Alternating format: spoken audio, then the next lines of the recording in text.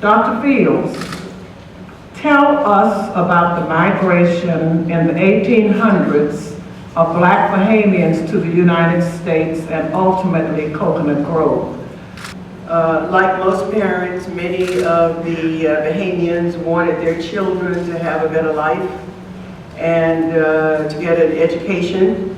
And so they were very much interested in coming to the States where they thought they could do better. And they could. In some instances they could not, because there really wasn't an education system here.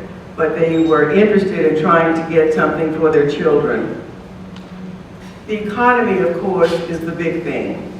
And historically, in the late 1800s and early 1900s, Black Bahamians earned their living in the Bahamas fishing and sponging or farming.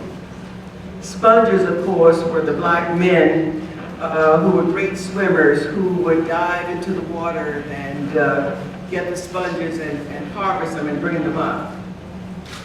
Love, gal, love, gal, love, gal, love for sponges money.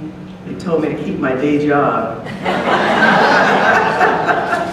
Many people are not aware that sponging, that is swimming underwater for sponges, was a very lucrative industry. The industry employed thousands and lasted from about 1849 until about 1938. Fishing and farming industries were also on the decline in the Bahamas. Bahamians arrived looking for work in South Florida. The pattern was to live in Key West for a time, then to go to Miami and sometimes Point North. Those who remained began building a community for themselves in the environment of Jim Crow, which limited black people by custom and law in every phase of life.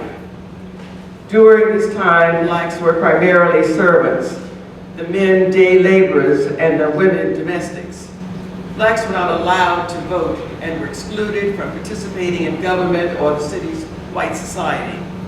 Moreover, restricted clauses and land deeds prohibited black people from living in the same neighborhoods as white people or buying land in white areas.